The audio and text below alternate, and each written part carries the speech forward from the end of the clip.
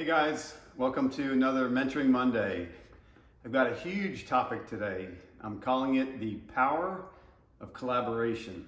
I'm constantly thinking of what I've learned in my life that has helped me be the most successful. What can I pass on to other people to give them tools to fast track their success?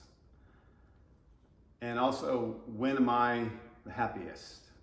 I keep coming back to one of the biggest skills that I've developed over time, the ability to leverage the assets of other people and the ability to create something with someone else or a group of people that's far greater than anything I can accomplish on my own.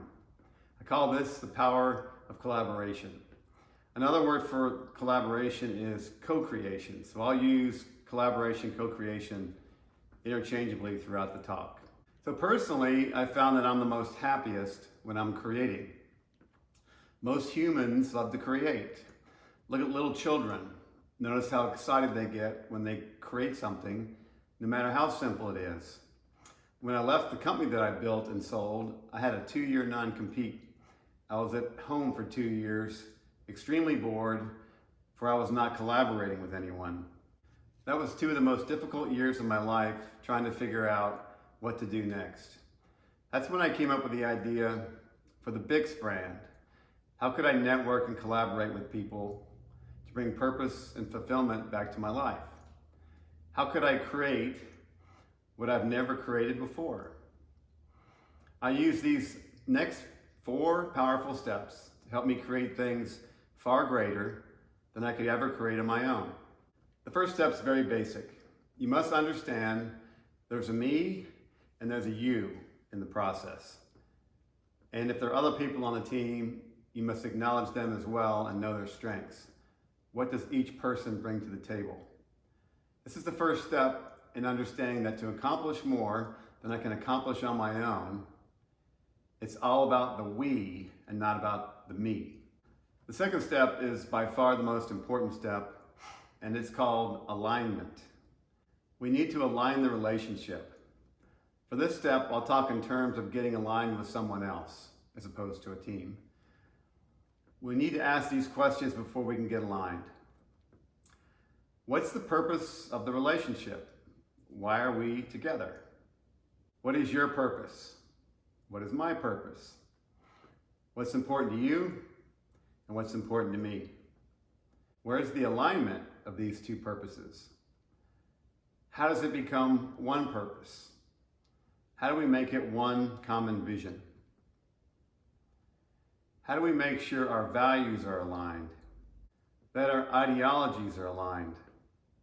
It does not mean that our ways of thinking has to be aligned, because diversity is our strength. By talking through the answers to all these questions, it becomes more clear on how to create alignment together going forward. It can also flush out when alignment's not possible. Better to know that up front. We have to be aligned when it comes to the core aspect of our purpose, our vision, our values, and our principles. I'm the president of an association, and our board was trying to come up with an alternative way of doing things due to COVID-19. I actually had one board member tell me he did not care about our common vision and only cared about what was best for him and his family. I quickly realized that collaboration was not possible with this individual on the team. Sometimes it's not possible to achieve alignment. It's better to exit the situation when alignment cannot be achieved. This alignment step is so important to figuring out who you can co-create with and who you can't. Sometimes you're better off agreeing to disagree and go your separate ways. Can you see why alignment is the single most important step in collaboration? The third step is to decide what you want to create. Where are you now in relation to what you want to create? What's your plan? And how do you activate everyone to stay focused on the plan?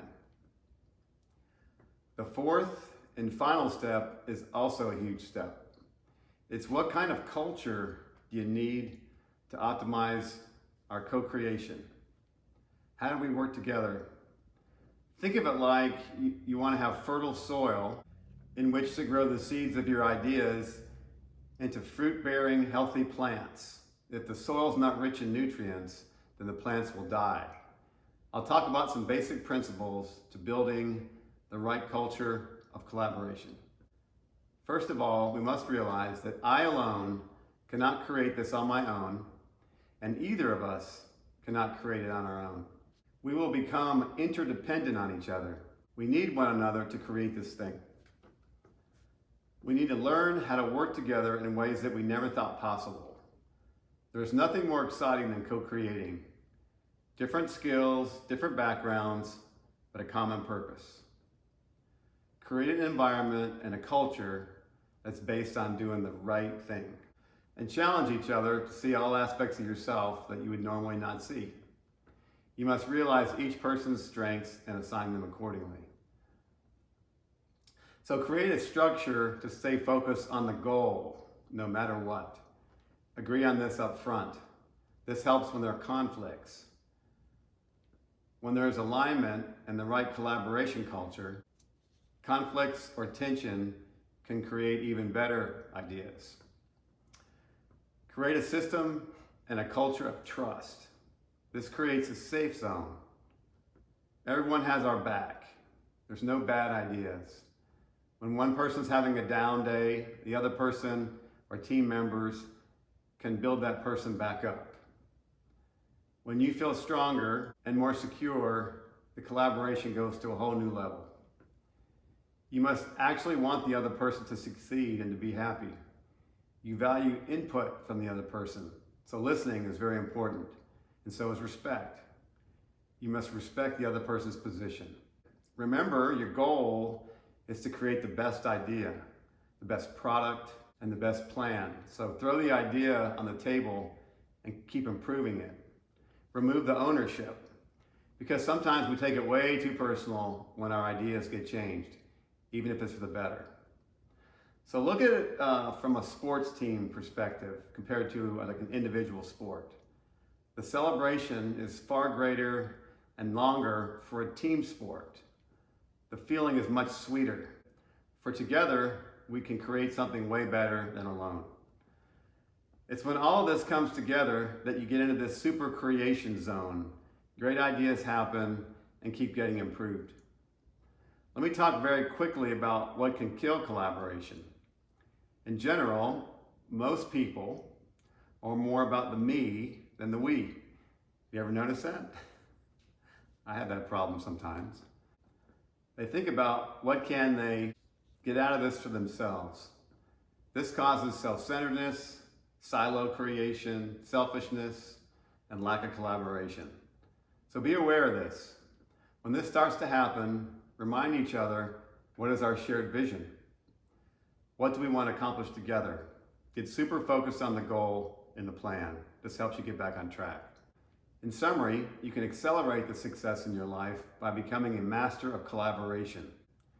Once you practice it a while, it becomes quite easy when you get laser focused on the common vision and making sure you collaborate with the right people.